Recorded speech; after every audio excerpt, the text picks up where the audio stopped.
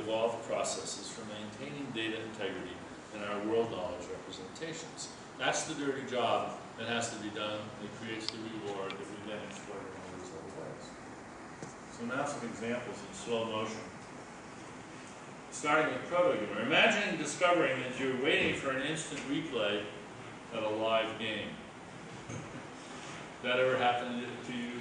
This is a case where you involuntarily, unconsciously form an expectation. This is a little habit of thought, and then when you catch yourself, you're apt to chuckle. It's the same person, the first person, both makes the mistake and discovers it. So then laughing at others is a more sophisticated development of the funny one. One of the things we do in the book is we take jokes and turn them into bad jokes or failed jokes by simply turning the knob on one of our conditions to show how that turns, why each knob is necessary, and together they're sufficient. While having a checkbook, the left bank is where I kept all my money. It telegraphs the punchline. I like your dog. Not really. You're more like a cow, I'd say. Doesn't provoke commitment or meaning. The prisoner is free to go to the bathroom before execution. Strong negative emotion prevails. At least with the prisoner, don't expect a change. So how a good joke works.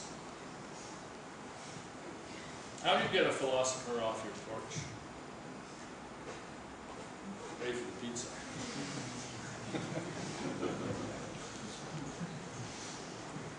The covertly entered assumption is that you're thinking of a philosopher doing a philosopher, perhaps a Stoic on the Stoa. You're not thinking of a philosopher in this other guise. An Englishman walks into a pub in Ireland with a small green toad on his head.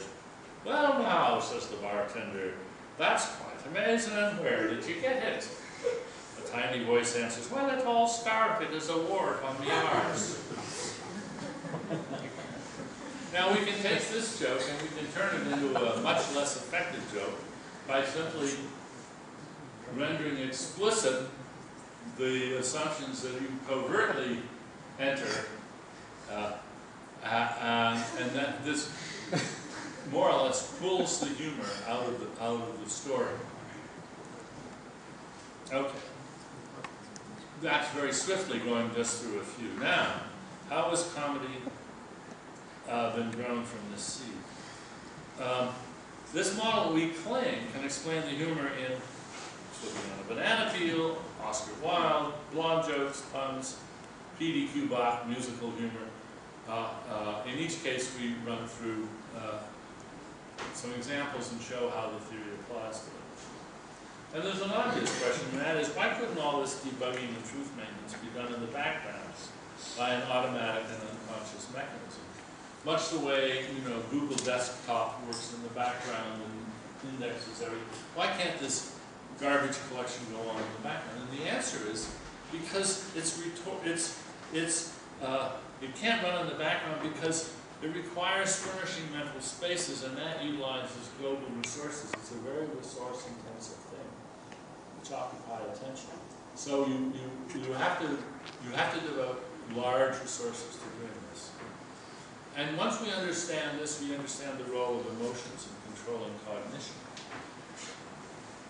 The history of cognitive science has this unfortunate history of having at first quite a strong dichotomy between cognition and emotion.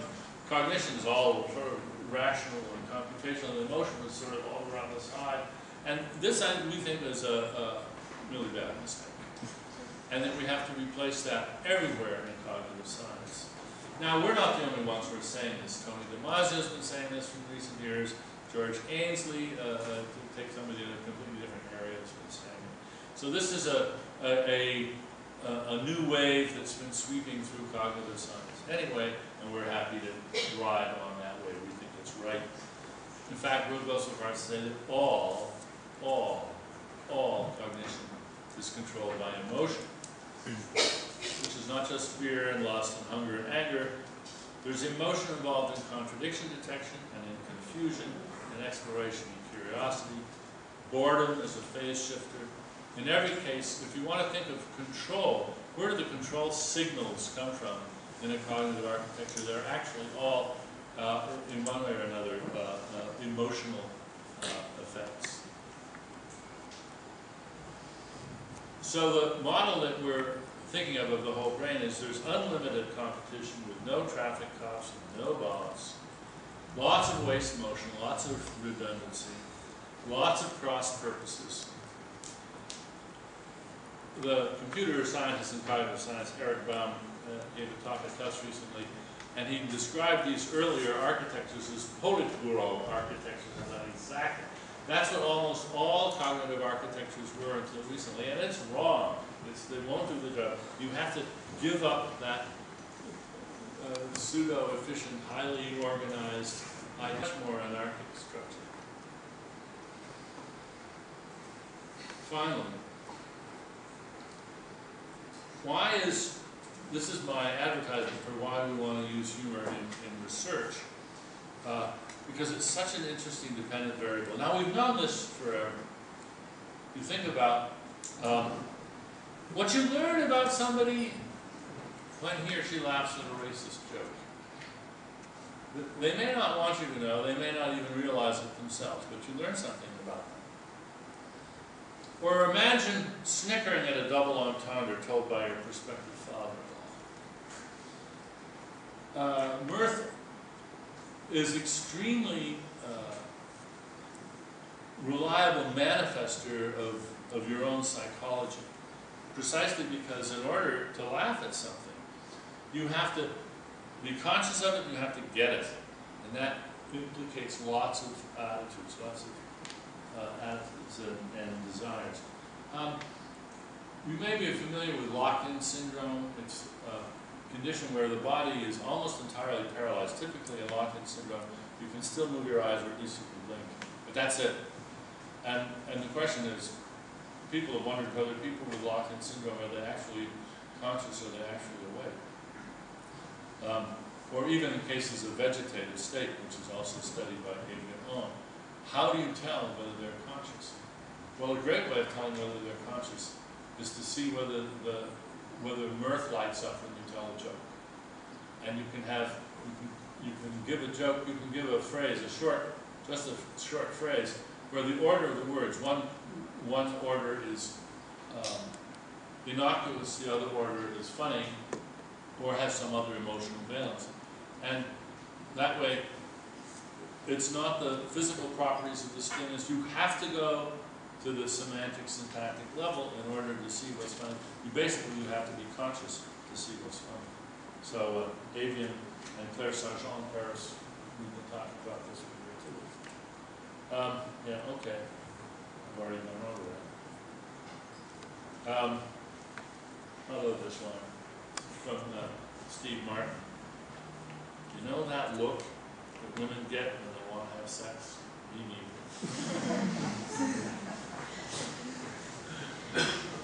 When I die, I want to die the way my grandfather did, peacefully in his sleep, not screaming with terror like his passages. And there's Spoonerisms. I don't know, Reverend Spooner, good day, madam, may I sew you to a sheet? Among the things that, I'm going to end with one more line from Emo Phillips, one of my favorite comedians, who said, I've read that the human brain is the most amazing thing in the universe.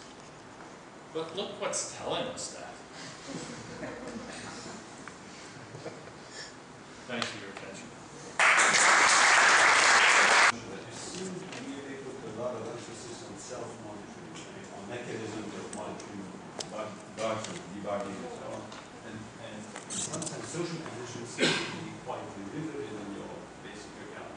Now, could you say more about why you think it's really kind of metacognitive monitoring rather than social cognition that really drives human? So maybe I'm just I'm not sure I'm getting your point exactly. So the model emphasizes the role of debugging and monitoring one's own incoherency, self-contradiction, and so on, right? In some sense, I thought, at the expense of the importance of social cognition and Oh. communication and getting others to the attention of others and so on. So maybe that's the wrong impression. Good. I'm glad you asked that question, Pierre, because I think, and I can see that I may have had some misemphases in what I said that led you to think of it that way.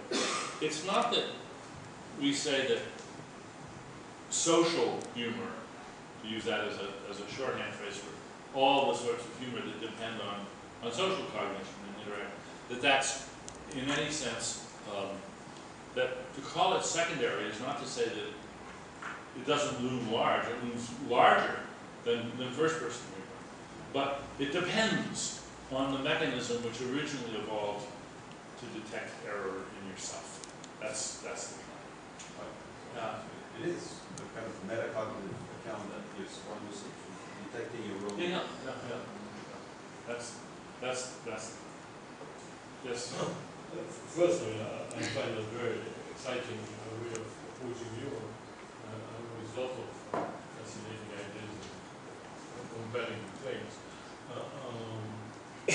But could you help us by taking us through an example of a debugging when it's without the super stimulus? So the ordinary thing which hardly makes us laugh, when we do the job of debugging,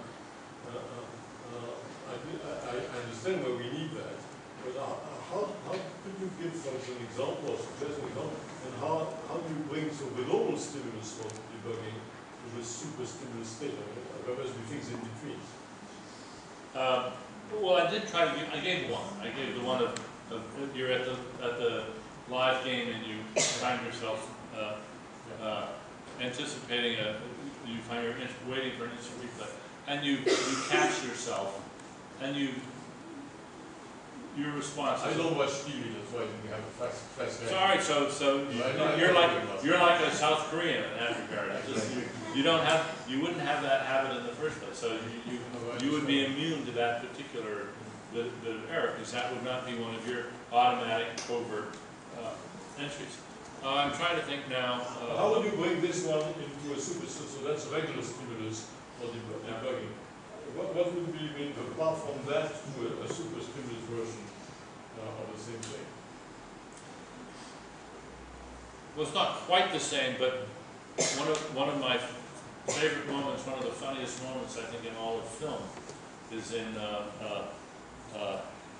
Being There, the great Jerzy Kosinski film with Peter Sellers, where Peter Sellers plays Chauncey the gardener, and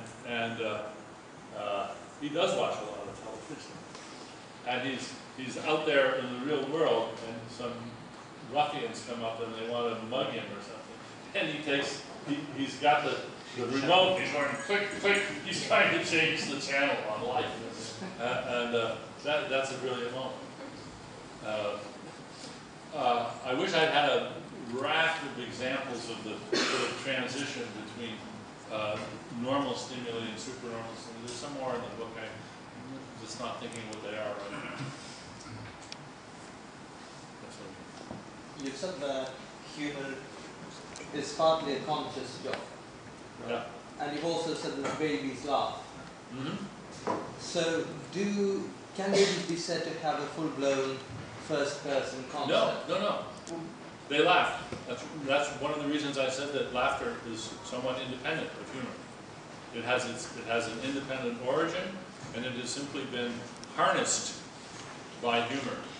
But it is not the core.